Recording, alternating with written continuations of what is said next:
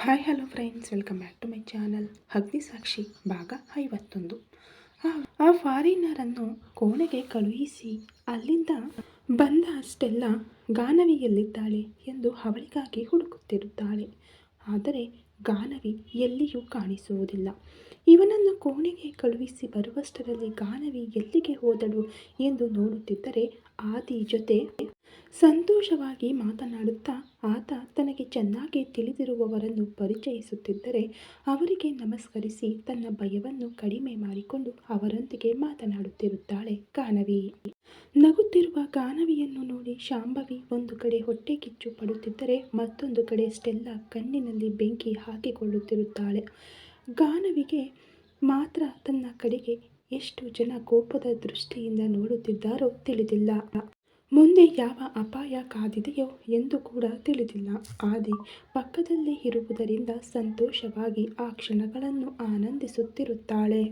ಆದಿ ಗಾನವಿಯ ಪಕ್ಕದಲ್ಲೇ ಇರುವುದರಿಂದ ಕಲ್ಪ ಕೂಡ ಅತ್ತಿಗೆಯ ಪಕ್ಕದಲ್ಲೇ ಅಣ್ಣ ಇದ್ದಾನಲ್ಲ ಎಂದು ಅಲ್ಲಿಗೆ ಬಂದವರಲ್ಲಿ ತನ್ನ ವಯಸ್ಸಿನ ತನ್ನ ತಂದೆಯ ಸ್ನೇಹಿತರ ಮಕ್ಕಳೊಂದಿಗೆ ಮಾತನಾಡುತ್ತಿರುತ್ತಾಳೆ. ಅಷ್ಟರಲ್ಲಿ ಆದಿಯನ್ನು ಯಾರೋ ಮಾತನಾಡಿಸಿದ್ದರಿಂದ ಅವನು ಅವರೊಂದಿಗೆ ಮಾತನಾಡುತ್ತಿದ್ದರೆ ಗಾನವಿಗೆ ಬಾಯಾರಿಕೆಯಾಗಿ ನೀರು ಎಲ್ಲಿದೆ ಎಂದು ನೋಡುತ್ತಿರುವಾಗ ಒಂದು ಬದಿಯಲ್ಲಿ ಕಾಣಿಸುತ್ತದೆ. ಆದಿ ನೋಡಿದರೆ ಅವರೊಂದಿಗೆ ಮಾತನಾಡುವುದರಲ್ಲಿ ಬ್ಯುಸಿಯಾಗಿರುವುದರಿಂದ ಪಕ್ಕದಲ್ಲೇ ಇದೆಯಲ್ಲ ಎಂದು ಗಾನವಿ ಒಬ್ಬಳೇ ನೀರು ಇರುವ ಕಡೆಗೆ ಹೋಗುತ್ತಾಳೆ. ಗಾನವಿ ಯಾವಾಗ ಒಂಟಿಯಾಗಿ ಸಿಗುತ್ತಾಳೆ ಎಂದು ಕಾಯುತ್ತಿದ್ದ ಅಜಯ್ ತಕ್ಷಣ ಅವಳ ಹಿಂದೆಯೇ ಹೋಗುತ್ತಾನೆ. ಸರ್ವರ್ ವೇಷದಲ್ಲಿರುವ ಅಜಯ್ನನ್ನು ಗಾನವಿ ಗುರುತಿಸುವುದಿಲ್ಲ. ಅವಳು ನೀರಿನ ಹತ್ತಿರ ಹೋಗುವಷ್ಟರಲ್ಲಿ ಅಲ್ಲಿ ಯಾರೂ ಇಲ್ಲದಿರುವುದರಿಂದ ಏಕಾಏಕಿ ಗಾನವಿಯ ಬಾಯಿ ಮುಚ್ಚಿ ಅವಳ ಕೈ ಹಿಡಿದು ಒಂದು ಬದಿಗೆ ಎಳೆದುಕೊಂಡು ಹೋಗುತ್ತಾನೆ ಅಜಯ್. ತನ್ನನ್ನು ಯಾರು ಹೀಗೆ ಮಾಡುತ್ತಿದ್ದಾರೋ ಅರ್ಥವಾಗದೆ ಗಾನವಿ ಒದ್ದಾಡುತ್ತಿದ್ದರೆ ಅದನ್ನು ಸ್ವಲ್ಪವೂ ಲೆಕ್ಕಿಸದೆ ಒಂದು ಮರದ ಮರೆಗೆ ಯಾರೂ ಕಾಣದಂತೆ ಅವಳನ್ನು ಕರೆದುಕೊಂಡು ಹೋಗುತ್ತಾನೆ. ಅಲ್ಲಿ ಇನ್ಯಾರೂ ಇಲ್ಲವೆಂದು ಗಾನವಿ ಕಿರುಚಿದರೂ ಅಲ್ಲಿ ಯಾರಿಗೂ ಕೇಳಿಸುವುದಿಲ್ಲ ಎಂದು ಧೈರ್ಯ ತಂದುಕೊಂಡು ಗಾನವಿಯ ಬಾಯ ಮೇಲಿದ್ದ ತನ್ನ ಕೈಯನ್ನು ತೆಗೆದು ಗಾನವಿಯನ್ನು ಬಿಟ್ಟು ತನ್ನ ಕಡೆ ನೋಡಿ ಒಂದು ಕ್ರೂರವಾದ ನಗು ನಗುತ್ತಿರುವವನ ಮುಖವನ್ನು ನೋಡಿದ ಗಾನವಿಯ ಮೈಯಲ್ಲಿ ನಡುಕ ಹುಟ್ಟುತ್ತದೆ. ಗಾನವಿಯ ಭಯವೇ ಅವನಿಗೆ ಆಯುಧವಾಗಲು ಆದಿ ಅಲ್ಲಿಗೆ ಬರುವುದಿಲ್ಲ ಎಂಬ ಧೈರ್ಯದಿಂದ ಗಾನವಿಯೊಂದಿಗೆ ಧ್ವನಿ ಏರಿಸಿ ಮಾತನಾಡುತ್ತಿರುತ್ತಾನೆ. ಏನು ಗಾನವಿ, ನಾನು ಹೇಳಿದ ವಿಷಯವನ್ನು ಮರೆತಂತಿದ್ದೀಯಾ? ನಿನ್ನ ಗಂಡನ ಜೊತೆ ಸೇರಿ ಆನಂದವಾಗಿ ಹಾಯಾಗಿ ನಗುತ್ತಾ ಮಾತನಾಡ್ತಾ ಇದ್ದೀಯಾ? ನಿನ್ನ ಕುಟುಂಬದಲ್ಲಿ ಎಲ್ಲರೊಂದಿಗೆ ತುಂಬ ಸಂತೋಷವಾಗಿರುವಂತಿದ್ದೀಯಾ? ನಾನು ಎಂಥವನು, ಏನು ಹೇಳಿದ್ದೆ ಎಂದು ಮರೆತು ಬಿಟ್ಟೆಯಾ? ನಿನ್ನ ಗಂಡನನ್ನು ಬಿಟ್ಟು ನೀನು ನನ್ನ ಹತ್ತಿರ ಬರಬೇಕು ಎಂದು ಖಚಿತವಾಗಿ ಹೇಳಿದ್ದೆನಾ?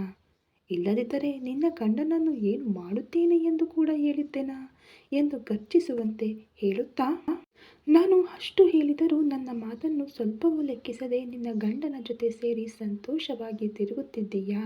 ಅಂದರೆ ನಿನ್ನ ಗಂಡನ ಪ್ರಾಣವೆಂದರೆ ನಿನಗೆ ಲೆಕ್ಕವಿಲ್ಲವೇ ಎಂದು ಮುಖದಲ್ಲಿ ಕ್ರೂರತೆಯನ್ನು ತುಂಬಿಕೊಂಡು ಕೇಳುತ್ತಿರುತ್ತಾನೆ. ಒಂದೇ ಸಮನೆ ಆ ದಿನ ಅವನು ಮಾತನಾಡಿದ ಮಾತುಗಳೆಲ್ಲವೂ ಮತ್ತೆ ನೆನಪಿಗೆ ಬಂದು ನಡುಗಿ ಹೋಗುತ್ತಾಳೆ ಗಾನವಿ. ಪ್ಲೀಸ್ ಮಾವ, ಯಾಕೆ ಹೀಗೆ ನನ್ನ ಹಿಂದೆ ಬಿದ್ದಿದ್ದೀಯಾ? ನಾನು ಈಗ ಇನ್ನೊಬ್ಬರ ಹೆಂಡತಿ ಎಂದು ನಿನಗೆ ಎಷ್ಟು ಬಾರಿ ಹೇಳಬೇಕು?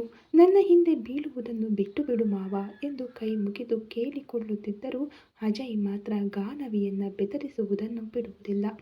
ನಾನು ಮೊದಲೇ ಹೇಳಿದ್ದೆನಲ್ಲ ಗಾನವಿ, ನಿನ್ನ ಗಂಡನಿಗಿಂತ ಮುಂಚೆ ನಿನ್ನ ಮೇಲೆ ನಾನೇ ಆಸೆಪಟ್ಟಿದ್ದೆ. ನಾನೇ ನಿನ್ನನ್ನು ಮದುವೆಯಾಗಬೇಕೆಂದುಕೊಂಡಿದ್ದೆ. ಹಾಗಾಗಿ ನಿನ್ನ ವಿಷಯದಲ್ಲಿ ನಾನು ಹಿಂದೆ ಸರಿಯುವುದು ಎಂಬುದು ನಡೆಯುವುದಿಲ್ಲ. ಏನೋ ನಿನಗೆ ಮದುವೆಯಾಗಿದೆ ಎಂದು ನಿನ್ನನ್ನು ಬಿಟ್ಟು ಬಿಡುತ್ತೇನೆಂದು ತಪ್ಪಿಯೂ ಅಂದುಕೊಳ್ಳಬೇಡ ಎಂದು ಮೊದಲೇ ಹೇಳಿದ್ದೇನೆ. ಮತ್ತೆ ಮತ್ತೆ ಅದೇ ಮಾತನ್ನು ಕೇಳುತ್ತೀಯಾ ಯಾಕೆ? ನಿನಗೆ ಮೊದಲೇ ಹೇಳಿದ್ದೆನಲ್ಲ, ನಿನ್ನನ್ನು ಎರಡನೇ ಮದುವೆಯಾಗಲು ನನ್ನ ಹೆಂಡತಿ ಅಡ್ಡಿಯಾಗುತ್ತಾಳೆ ಎಂದು ಅವಳನ್ನು ಕೊಂದೆ. ಹಾಗೆಯೇ ನೀನು ನನ್ನೊಂದಿಗೆ ಬರಲು ನಿನ್ನ ಗಂಡನೇ ಅಡ್ಡಿ ಎನಿಸಿದರೆ ಅವನನ್ನು ಕೊಲ್ಲುತ್ತೇನೆ ಎಂದು ಮತ್ತೊಮ್ಮೆ ಕ್ರೂರವಾಗಿ ಮಾತನಾಡುತ್ತಿದ್ದರೆ ಅವನ ಮಾತುಗಳಿಗೆ ಗಾನವಿಗೆ ತಲೆ ತಿರುಗಿದಂತಾಗುತ್ತದೆ. ಗಾನವಿ ಎಷ್ಟು ಬೇಡಿಕೊಂಡರೂ ಅವನು ಮಾತ್ರ ಕರಗುವುದಿಲ್ಲ. ಗಾನವಿಗಾಗಿ ಹುಡುಕುತ್ತಾ ಅತ್ತ ಬಂದ ಸ್ಟೆಲ್ಲಾ ಗಾನವಿ ಅವನನ್ನು ಬೇಡಿಕೊಳ್ಳುವುದನ್ನು ನೋಡಿ ದೂರದಲ್ಲೇ ನಿಂತು ಅವರು ಏನು ಮಾತನಾಡಿಕೊಳ್ಳುತ್ತಿದ್ದಾರೆ ಎಂದು ಕೇಳಿಸದಿದ್ದರೂ ಗಾನವಿ ಅವನನ್ನು ಬೇಡಿಕೊಳ್ಳುತ್ತಿರುವುದು ಮಾತ್ರ ಕಾಣಿಸುತ್ತದೆ. ಗಾನವಿ ಅವನಿಗೆ ಹತ್ತಿರದಲ್ಲಿರುವುದರಿಂದ ಅವರಿಬ್ಬರನ್ನು ಸೇರಿಸಿ ತನ್ನ ಫೋನ್ನಲ್ಲಿ ಫೋಟೋಗಳನ್ನು ತೆಗೆದುಕೊಳ್ಳುತ್ತಿರುತ್ತಾಳೆ. ಎಂದಾದರೂ ಉಪಯೋಗಕ್ಕೆ ಬರುತ್ತದೆ ಎಂದು. ಸ್ವಲ್ಪ ಹೊತ್ತಿನ ನಂತರ ಅಜಯ್ ಗಾನವಿಯೊಂದಿಗೆ ನಿನಗೆ ಕೊಟ್ಟಿರುವ 1 ವಾರದ ಗಡುವು ಇನ್ನೊಂದು ದಿನದಲ್ಲಿ ಮುಗಿದು ಹೋಗುತ್ತದೆ. ಈ ಒಳಗೆ ನೀನು ಅರ್ಥ ಮಾಡಿಕೊಂಡು ನಿನ್ನಷ್ಟಕ್ಕೆ ನೀನೇ ನನ್ನ ಹತ್ತಿರ ಬರಬೇಕು. ಇಲ್ಲದಿದ್ದರೆ ನಾನು ಏನು ಮಾಡುತ್ತೇನೋ ನಿನಗೆ ಸ್ಯಾಂಪಲ್ ತೋರಿಸುತ್ತೇನೆ ಅನ್ನುತ್ತಾ, ನಾನು ಮನಸ್ಸು ಮಾಡಿದರೆ ಈಗಲೇ ನಿನ್ನನ್ನು ಕರೆದುಕೊಂಡು ಹೋಗಬಲ್ಲೆ.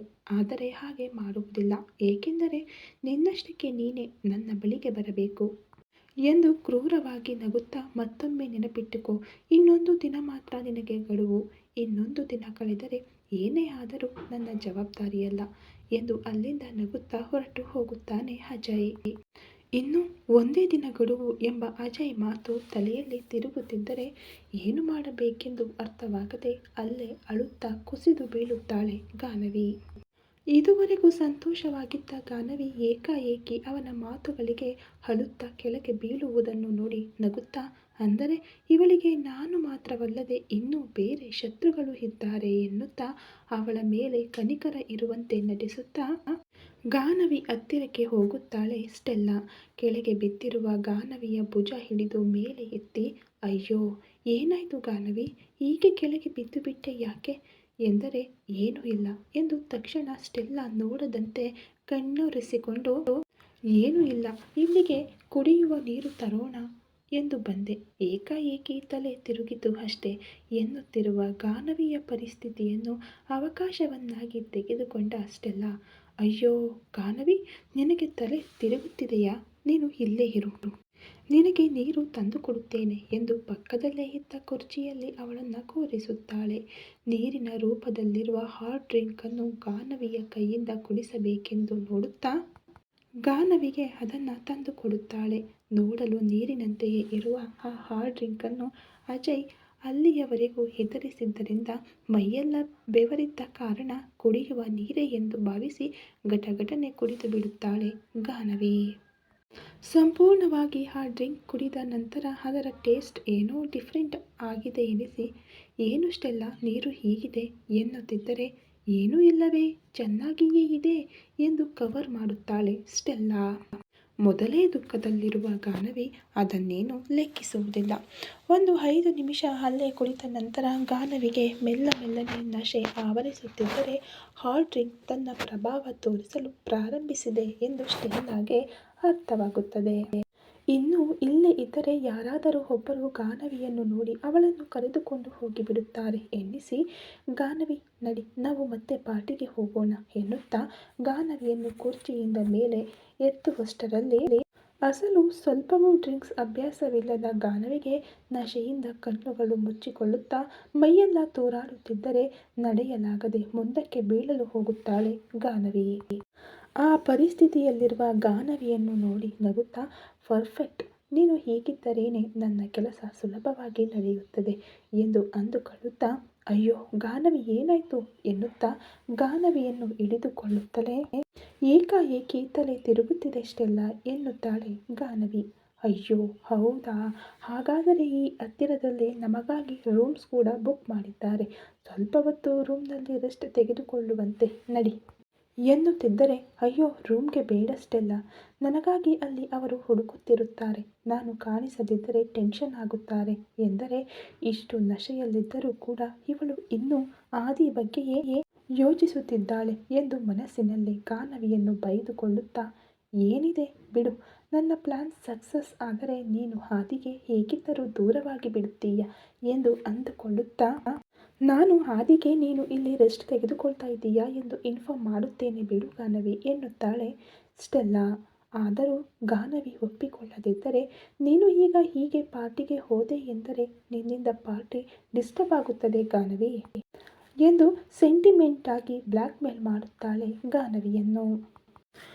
ತನ್ನಿಂದ ಪಾರ್ಟಿ ಪೂರ್ತಿ ಡಿಸ್ಟರ್ಬ್ ಆಗುವುದು ಇಷ್ಟವಿಲ್ಲದ ಗಾನವಿ ಸ್ಟೆಲ್ಲಾಳ ಮಾತುಗಳನ್ನು ಕುರುಡಾಗಿ ನಂಬುತ್ತಾಳೆ.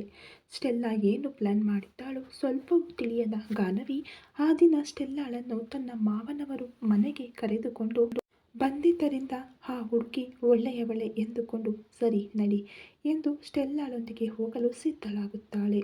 ತಕ್ಷಣ ಒಂದು ಕನ್ನಿಂಗ್ ಸ್ಮೈಲ್ ಕೊಟ್ಟು ಗಾನವಿಯ ಭುಜದ ಸುತ್ತ ಕೈ ಹಾಕಿ ಅವಳನ್ನು ಆ ವಿದೇಶಿಯನಿರುವ ರೂಮ್ ಕಡೆಗೆ ನಡೆಸಿಕೊಂಡು ಹೋಗುತ್ತಾಳೆ.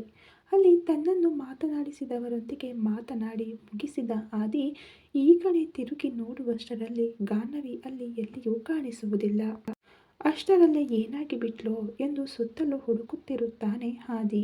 ಆದರೆ ಆ ಅಕ್ಕಪಕ್ಕದಲ್ಲಿ ಎಲ್ಲಿಯೂ ಕೂಡ ಗಾನವಿ ಕಾಣಿಸುವುದಿಲ್ಲ. ಒಂದು ವೇಳೆ ಕಲ್ಪಾ ಜೊತೆ ಏನಾದರೂ ಇದ್ದಾಳಾ ಎಂದು ಅಂದುಕೊಳ್ಳುತ್ತಾ ಕಲ್ಪಾಳಿಗಾಗಿಯೂ ನೋಡುತ್ತಾನೆ ಆದಿ. ಆದರೆ ಕಲ್ಪ ತನಗೆ ತಿಳಿದಿರುವ ತನ್ನ ಫ್ರೆಂಡ್ಸ್ ಜೊತೆ ಮಾತನಾಡುತ್ತಾ ಕಾಣಿಸುತ್ತಾಳೆ. ಕಲ್ಪಾಳ ಪಕ್ಕದಲ್ಲಿ ಗಾನವಿ ಕಾಣಿಸುವುದಿಲ್ಲ ಆದಿಗೆ. ಕಲ್ಪ ಬಳಿಯೂ ಗಾನವಿ ಇಲ್ಲದಿರುವುದನ್ನು ಕಂಡು ಆದಿಗೆ ಸ್ವಲ್ಪ ಟೆನ್ಷನ್ ಆಗುತ್ತದೆ. ಏಕೆಂದರೆ ಗಾನವಿಗೆ ಇಂತಹ ಪಾರ್ಟಿಗಳು ಸ್ವಲ್ಪವೂ ಪರಿಚಯವಿಲ್ಲ. ಹಾಗಾಗಿಯೇ ಬಂದಾಗಿನಿಂದ ಅವಳನ್ನು ತನ್ನೊಂದಿಗೆ ಕರೆದುಕೊಂಡು ತಿರುಗಾಡುತ್ತಿದ್ದನು. ಯಾರೋ ಪರಿಚಯದವರು ಕರೆದರೆಂದು ಕೇವಲ 5 ನಿಮಿಷ ಮಾತ್ರ ಅವನು ಪಕ್ಕಕ್ಕೆ ಹೋಗಿದ್ದನು. ಅಷ್ಟರಲ್ಲೇ ಇವಳಿಗೆ ಏನಾಗಿ ಬಿಟ್ಟಿತೋ ಎಂದು ಅಸಹನೆಯಿಂದ ಅಂದುಕೊಳ್ಳುತ್ತಾ ಎಲ್ಲಿಗೆ ಹೋಗಿದ್ದಾಳೆ ಎಂದು ಸುತ್ತಮುತ್ತ ಹುಡುಕುತ್ತಿರುತ್ತಾನೆ ಆದಿ. ಸ್ನೇಹಿತರೊಂದಿಗೆ ಮಾತನಾಡುತ್ತಾ ಆದಿ ಕಡೆ ನೋಡಿದ ಕಲ್ಪಾಗೆ ಆದಿ ಸ್ವಲ್ಪ ಟೆನ್ಷನ್ನಲ್ಲಿರುವುದು ಗಮನಕ್ಕೆ ಬಂದು ಅವರೊಡನೆ ಎಕ್ಸ್ಕ್ಯೂಸ್ ಮೀ ಎಂದು ಹೇಳಿ ಆದಿ ಬಳಿ ಬಂದು ಏನಾಯ್ತು ಅಣ್ಣ, ಟೆನ್ಷನ್ನಲ್ಲಿದ್ದೀಯಾ ಎಂದು ಕೇಳುತ್ತಾಳೆ. ಗಾನವಿ ಎಲ್ಲಿಗೆ ಹೋದಳು ಕಲ್ಪ, ನೀನೇನಾದರೂ ನೋಡಿದ್ಯಾ ಎಂದು ಅವನು ಕೇಳುತ್ತಾನೆ. ಅದೇನೋ ಅಣ್ಣ, ಇಷ್ಟೊತ್ತಿನಿಂದ ಅತ್ತಿಗೆ ನಿನ್ನ ಜೊತೆಯಲ್ಲಿ ಇದ್ದಾರಲ್ಲ, ನೀನು ಅತ್ತಿಗೆಯ ಪಕ್ಕದಲ್ಲಿ ಇದ್ದೀಯಾ ಎಂದು ನಾನು ಅವರೊಂದಿಗೆ ಮಾತನಾಡುತ್ತಿದ್ದೆ. ನಾನು ಅತ್ತಿಗೆಯನ್ನು ನೋಡಿಲ್ಲ ಎನ್ನುತ್ತಾಳೆ. ಅಷ್ಟರಲ್ಲೇ ಎಲ್ಲಿಗೆ ಹೋಗಿಬಿಟ್ಟಳು ಎಂದುಕೊಳ್ಳುತ್ತಾ ಗಾನವಿ ಕಾಣಿಸುತ್ತಿಲ್ಲ ಕಲ್ಪ, ಅದಕ್ಕೆ ಹುಡುಕುತ್ತಿದ್ದೇನೆ ಎಂದೊಡನೆ ಅಯ್ಯೋ ಹೌದಾ, ಹಾಗಿದ್ದರೆ ನಾನು ಕೂಡ ಹುಡುಕುತ್ತೇನೆ ಅಣ್ಣ ಎಂದು ತಲಾ ಒಂದೊಂದು ದಿಕ್ಕಿಗೆ ಹೋಗುತ್ತಾರೆ ಗಾನವಿಯನ್ನು ಹುಡುಕಲು.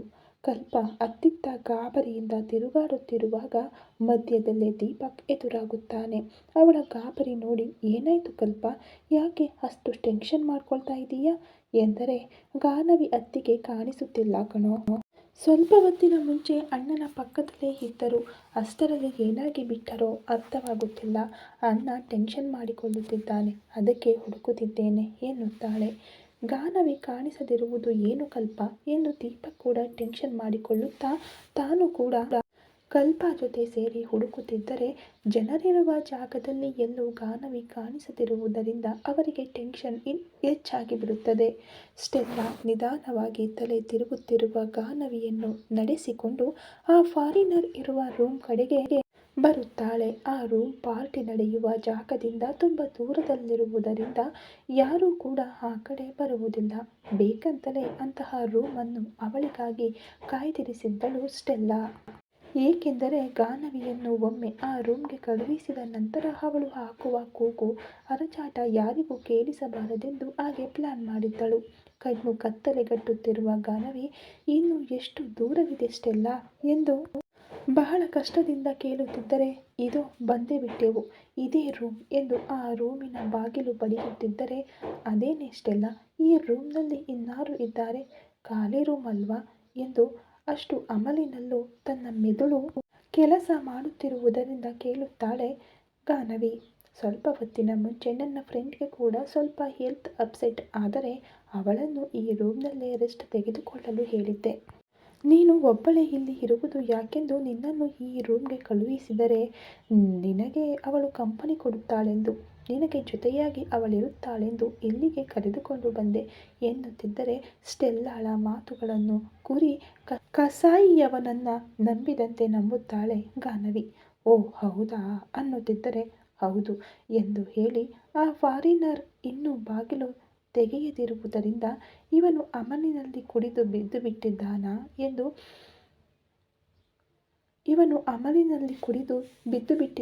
ಏನು ಎಂದು ಅಸಹನೆಯಿಂದ ಅಂದುಕೊಳ್ಳುತ್ತಾ ತನ್ನ ಮೊಬೈಲ್ನಿಂದ ಆ ಫಾರಿನರ್ ಮೊಬೈಲ್ಗೆ ರಿಂಗ್ ಮಾಡುತ್ತಾಳೆ. ನಿಜವಾಗಿಯೂ ಅಮಲಿನಲ್ಲಿ ಮಂಚದ ಮೇಲೆ ಬಿದ್ದಿದ್ದ ಆ ಫಾರಿನರ್ಗೆ ಎಲ್ಲೋ ಮಂದವಾಗಿ ಕೇಳಿಸುತ್ತಿರುವ ತನ್ನ ಫೋನ್ ರಿಂಗ್ ಸೌಂಡ್ಗೆ ಈ ಟೈಮ್ನಲ್ಲಿ ಯಾರು ಡಿಸ್ಟರ್ಬ್ ಮಾಡುತ್ತಿದ್ದಾರೆಂದು ಬೈದುಕೊಳ್ಳುತ್ತಾ ಫೋನ್ ಲಿಫ್ಟ್ ಮಾಡುವಷ್ಟರಲ್ಲಿ, ಹಲೋ, ಎಲ್ಲಿ ಸತ್ತಿದ್ದೀಯಾ? ನನ್ನ ಫ್ರೆಂಡ್ ಗಾನವಿಯನ್ನು ಕರೆತಂದಿದ್ದೇನೆ, ನಿನಗೆ ಕಂಪನಿಯಾಗಿ ಇರುತ್ತಾಳೆಂದು. ಅವಳಿಗೆ ಸ್ವಲ್ಪ ಹೆಲ್ತ್ ಸರಿಯಿಲ್ಲ. ಈಗ ನಾನು ನಿನ್ನ ರೂಮ್ ಮುಂದೆಯೇ ನಿಂತಿದ್ದೇನೆ. ಎಷ್ಟು ಬಾಗಿಲು ಬಡಿದರೂ ನೀನು ತೆಗೆಯುತ್ತಿಲ್ಲ ಎನ್ನುತ್ತಿದ್ದರೆ, ಗಾನವಿ ಹೆಸರು ಕೇಳಿದ ಆ ಫಾರಿನರ್ಗೆ ಅಷ್ಟು ಅಮಲಿನಲ್ಲೂ ಮೈಂಡ್ ಆಕ್ಟಿವ್ ಆಗಿ, ಗಾನವಿಯನ್ನು ನನಗಾಗಿ ಕರೆತಂದಿದ್ದೀಯಾ ಸ್ಟೆಲ್ಲಾ ಎಂದು ಆನಂದದಿಂದ ಒಮ್ಮೆಲೆ ಕಣ್ಣುಗಳು ಹೊಳೆಯಲು, ಬರುತ್ತಿದ್ದೇನೆ ಇರು, ಬಾಗಿಲು ತೆಗೆಯುತ್ತಿದ್ದೇನೆ ಎಂದು ಹೇಳುತ್ತಾ ಫೋನ್ ಇಟ್ಟು ಮಂಚದ ಮೇಲಿಂದ ಹೇಳುತ್ತಾನೆ. ಏನಾಯ್ತು ಸ್ಟೆಲ್ಲಾ ಎಂದು ಗಾನವಿ ಕೇಳುತ್ತಿದ್ದರೆ, ಏನೂ ಇಲ್ಲ, ಅವಳಿಗೆ ಹೆಲ್ತ್ ಸರಿ ಇಲ್ವಲ್ಲ, ನಿದ್ದೆಯಲ್ಲಿದ್ದಾಳೆ ಅನ್ನಿಸುತ್ತೆ, ಬಾಗಿಲು ತೆರೆಯುತ್ತಿಲ್ಲ, ಅದಕ್ಕೆ ಫೋನ್ ಮಾಡಿದೆ. ಅಯ್ಯೋ, ಈ ಟೈಮ್ನಲ್ಲಿ ಅವಳಿಗೆ ಯಾಕೆ ತೊಂದರೆ ಯಾಕೆ ಕೊಡುವುದು, ನಾವು ಬೇರೆ ರೂಮ್ಗೆ ಹೋಗೋಣ ಬಾ ಅನ್ನುತ್ತಾ ಗಾನವಿ ಹಿಂತಿರುಗುತ್ತಿದ್ದರೆ, ಅವಳನ್ನು ಹೋಗಲು ಬಿಡದೆ ತಡೆದು, ಈ ಟೈಮ್ನಲ್ಲಿ ನೀನು ಹೊರಟು ಹೋದರೆ ನನ್ನ ಪ್ಲಾನ್ ಹೇಗೆ ಸಕ್ಸಸ್ ಆಗುತ್ತೆ ಎಂದು ಮನಸ್ಸಿನಲ್ಲೇ ಅಂದುಕೊಳ್ಳುತ್ತಾ, ಅವಳಿಗೆ ತೊಂದರೆ ಏನೂ ಇಲ್ಲ ಗಾನವಿ, ಅವಳು ಎದ್ದಿದ್ದಾಳೆ, ಬಾಗಿಲು ತೆಗೆಯುತ್ತಾಳೆ ಇರು ಎಂದು ಹೇಳುತ್ತಾ ಗಾನವಿಗೆ ಮಾಯದ ಮಾತುಗಳನ್ನು ಹೇಳುತ್ತಾಳೆ ಸ್ಟೆಲ್ಲಾ.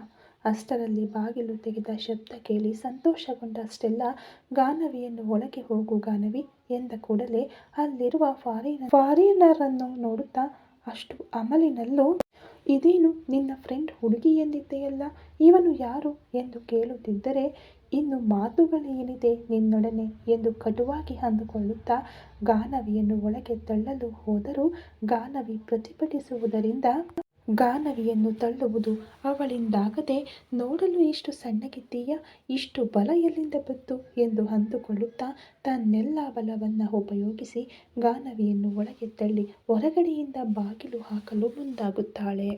ಆದರೆ ಅಷ್ಟರಲ್ಲೇ ಯಾರೋ ಇದ್ದಕ್ಕಿದ್ದಂತೆ ಗಾನವಿಯ ಕೈಯನ್ನು ಹೊರಗೆ ಎಳೆದು ಸ್ಟೆಲ್ಲಾಳನ್ನು ರೂಮಿನ ಒಳಗೆ ತಳ್ಳಿ 2 ಬಾಗಿಲುಗಳನ್ನು ಮುಚ್ಚಿ ಹೊರಗಡೆಯಿಂದ ಚಿಲಕ ಹಾಕುತ್ತಾರೆ. ಕ್ಷಣಾರ್ಧದಲ್ಲಿ ಅಪಾಯದಿಂದ ಪಾರಾಗಿ ಅಮಲಿನಲ್ಲಿ ತೂರಾಡುತ್ತಿರುವ ಗಾನವಿಯನ್ನು ನೋಡಿದ ಕಲ್ಪ, ನೀವು ಇಲ್ಲಿದ್ದೀಯೇನು ಅತ್ತಿಗೆ ಅನ್ನುತ್ತಿದ್ದರೆ, ಅಲ್ಲಿ ಕಲ್ಪಾಳನ್ನು ನೋಡಿ ನೀನು ಇಲ್ಲಿ ಎಂದು ಅನ್ನುತ್ತಿದ್ದರೆ, ಏನು ಅತ್ತಿಗೆ ಹಾಗೆ ಮಾತನಾಡುತ್ತಿದ್ದೀರಾ, ಏನಾಯ್ತು ನಿಮಗೆ ಎಂದು ಗಾಬರಿಯಿಂದ ಕೇಳುತ್ತಿದ್ದರೆ, ಏನೂ ಇಲ್ಲ ಕಲ್ಪ, ಕಣ್ಣು ಕತ್ತಲೆಗಟ್ಟುತ್ತಿದ್ದರೆ ಸ್ಟೆಲ್ಲಾ ಕುಡಿಯಲು ನೀರು ತಂದುಕೊಟ್ಟಳು, ಅದನ್ನು ಕುಡಿದ ತಕ್ಷಣ ಹೀಗೆ ಅಮಲಿನಂತೆ ಅನ್ನಿಸುತ್ತಿದೆ ಎಂದು ಮುಕ್ತವಾಗಿ ಹೇಳುತ್ತಿದ್ದರೆ, ಸ್ಟೆಲ್ಲಾ ಕುಡಿಯುವ ನೀರು ಎಂದು ನಂಬಿಸಿ ಗಾನವಿಗೆ ಹಾರ್ಡ್ ಡ್ರಿಂಕ್ ಕೊಟ್ಟಿದ್ದಾಳೆಂದು ಕಲ್ಪಾಗೆ ಅರ್ಥವಾಗುತ್ತದೆ.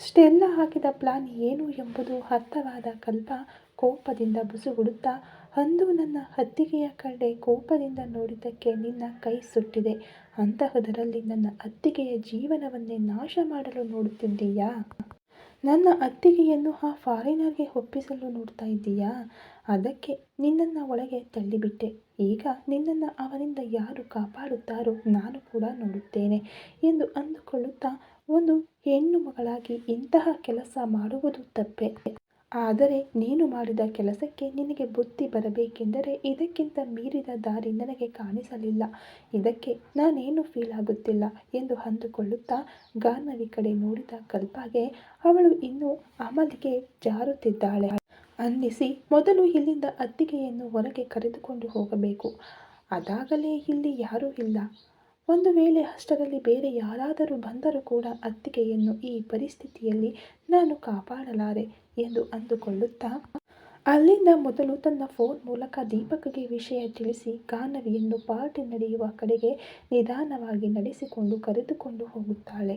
ಆದರೆ ಅವಳನ್ನು ಯಾರೂ ನೋಡದಂತೆ ಒಂದು ಮರದ ಮರೆಯಲ್ಲಿ ನಿಲ್ಲಿಸಿ ದೀಪಕ್ಗೆ ಮತ್ತೊಮ್ಮೆ ಫೋನ್ ಮಾಡುವುದರಿಂದ ದೀಪಕ್ ಗಾಬರಿಯಾಗಿ ಅಲ್ಲಿಗೆ ಬಂದು ಗಾನವಿಯ ಪರಿಸ್ಥಿತಿಯನ್ನು ನೋಡಿ, ಮೊದಲು ಹಾದಿಗೆ ವಿಷಯ ಹೇಳಿದ್ದೀಯಾ ಕಲ್ಪ ಎಂದು ಕೇಳುತ್ತಿದ್ದರೆ, ಹೇಳಿಲ್ಲ ಕಣೋ, ಅತ್ತಿಗೆಯನ್ನು ಈ ಪರಿಸ್ಥಿತಿಯಲ್ಲಿ ನೋಡಿದ ಅಣ್ಣ ಅವಳ ಮೇಲೆ ಕೋಪ ಮಾಡಿಕೊಳ್ಳುತ್ತಾನೇನೋ ಎಂದು ಇನ್ನೂ ಹೇಳಿಲ್ಲ ಅನ್ನುತ್ತಿದ್ದರೆ, ಏನೂ ಕೋಪ ಮಾಡಿಕೊಳ್ಳಲ್ಲ, ಅವನು ಹೊರಗೆ ಹೇಳಿಕೊಳ್ಳಲ್ಲ. ಆದರೆ ಗಾನವಿ ಅಂದರೆ ಅವನಿಗೆ ಪ್ರಾಣ. ಈ ಕಂಡೀಷನ್ನಲ್ಲಿ ಗಾನವಿಯನ್ನು ಹ್ಯಾಂಡಲ್ ಮಾಡಬೇಕೆಂದರೆ ಆದಿ ಬಿಟ್ಟು ಬೇರೆ ಯಾರಿಂದಲೂ ಸಾಧ್ಯವಿಲ್ಲ ಎಂದು ತಕ್ಷಣ ಆದಿಗೆ ಫೋನ್ ಮಾಡುತ್ತಾನೆ.